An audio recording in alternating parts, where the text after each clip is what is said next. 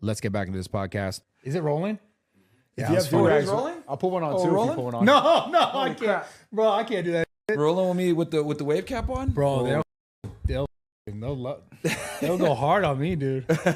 They like that. They like the spicy.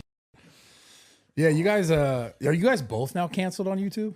No, we're both still on YouTube. Well, I'm on YouTube. He's canceled.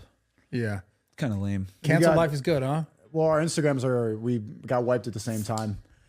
Yeah, Instagram was a big one. Yeah, us and Jackson Hinkle.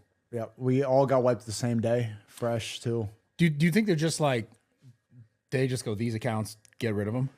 And who's they? You really want to go there? You really want to go there? We can go there. I mean, I'll dance around it. It's the same people that you caught on that pedophile stream with. Oh my God, that's not dancing around it. No, it's not dancing around it. Oh man, just Google the head of Instagram. Damn. Adam Asari. Yeah. Yeah.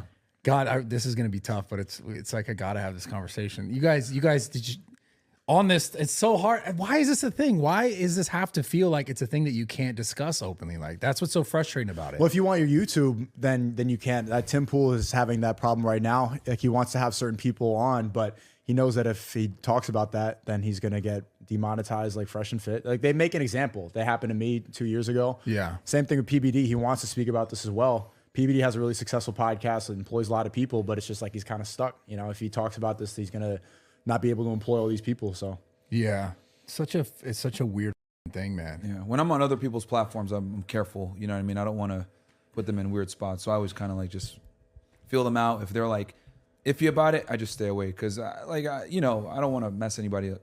I don't want to mess anyone's platform up. Yeah, I get it. So it's kind of weird though. It's just weird that like overall, it just seems like there's, I guess, less free speech that's okay than some that's more okay than others. That's why I love Rumble, dude. Yeah. Talk about all this stuff on Rumble, but like, yeah, on certain platforms, you can't do it, man. So, unfortunately. Raw talk on Rumble. Bro, it's like, so imagine I did that, right? Would that then they would see that content and be like, oh, then remove him here. That's possible. It's possible. It's always a risk. If it goes like super, super viral. Yeah. You know? Because this is how they get around it in America. So like in other places, right, that don't have the same free speech protection that we have with the First Amendment, the government will just send you a letter. Hey, this person is on your platform doing X, Y, Z. They don't care. But in America, what they do is you got like lobbying organizations like the ADL, Media Matters, etc., and they just write an article on you and they'll like lobby to the platform like, hey, are you aware that this individual is monetizing on your platform and they're putting out such and such rhetoric? And then that puts pressure on them and they're like, oh my God. And then they'll like, you know, threaten to pull advertisers or whatever. And that's how they control social media and these platforms in the United States. Like they can't overtly do it because of First Amendment rights, but they do it through lobbying companies. And then at the end of the day, it's private companies, so they can go ahead and do what they want anyway. But they have that added layer of protection through these media organizations that are saying that they're trying to restrict hate speech or restrict any type of speech that might go against a certain agenda. Yeah. It's funny that Myron says that when he goes on other platforms, then he doesn't, like he feels it out to make sure. The one place where he feels fully unleashed, where we see like the true Myron, is on my stream. That's what Media Matters is. People are touchy about it, dude. So I'm like, I don't want to put people in weird situations. So like, I'll be like, all right, I'm just gonna, you know, how base can we get here? So. Do you think it's all necessary though? Like what you guys do?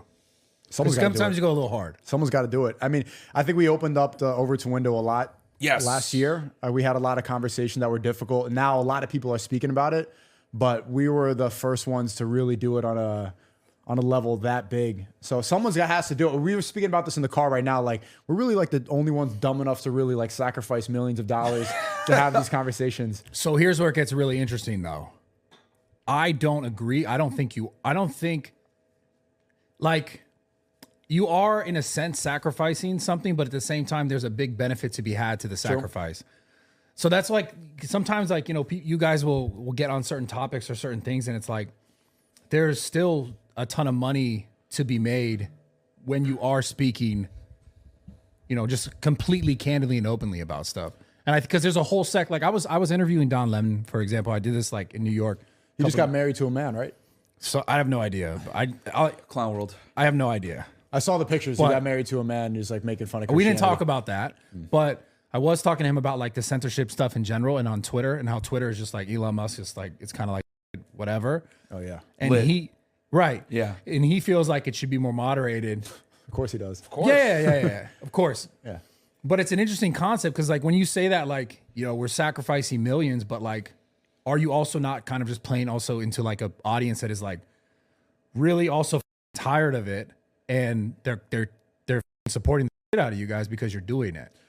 Well, the thing is that your reach is significantly stifled when you tell the truth, right? So like the problem is that like big tech is run by typically liberals. And, you know, I'm not going to sit here and say that conservatives don't censor as well. They definitely do. Yeah. But if you're going to look at who controls a majority of the censorship, it's absolutely the libs, right? Like, because they dominate the big tech.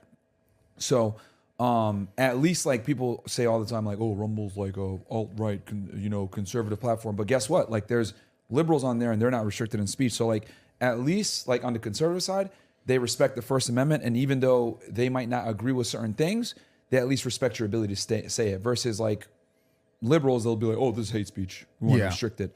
And that's just what it is. So like it's not that there's people that don't agree and that you can't like be profitable, like being honest. 100% you can. The problem is that your reach is significantly limited and they kick you off the platforms where you can reach those people. Yeah. So you can't even reach them because they have to find you on alternative websites where it's difficult. You know, thankfully we're still on YouTube, right? We got banned on Instagram, which kind of sucks. But let's be honest, Instagram isn't real anyway.